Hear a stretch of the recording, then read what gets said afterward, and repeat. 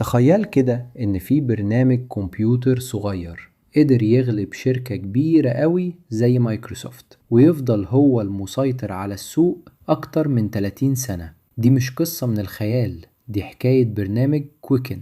لما شركة انتويت فكرت تعمل برنامج عشان الناس تدير بيه فلوسها الشخصية، ما بصوش على البرامج التانية اللي كانت موجودة في السوق.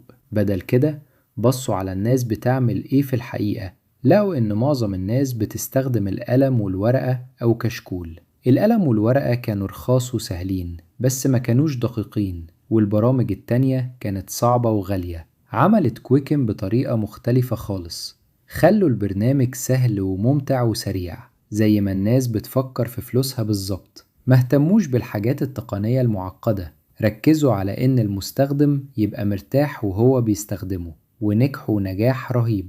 في النجاح ده حاولت تنافس كويكن ببرنامجهم اللي اسمه مايكروسوفت ماني. صرفوا مليارات الدولارات وحاولوا يقدموا نفس المميزات وأكتر كمان. فضلوا يحاولوا لأكتر من 30 سنة لحد ما في سنة 2009 استسلموا وقفلوا البرنامج خالص. كويكن لسه هو البرنامج رقم 1 في مبيعات برامج إدارة الفلوس الشخصية. ده بيبين لنا إن المنتج اللي الناس بتحبه بجد وبيبني علاقة قوية معاهم ممكن يصمد قصاد أي منافس مهما كانت قوته المادية. تفتكر إيه أهم درس ممكن نتعلمه من قصة كويكن؟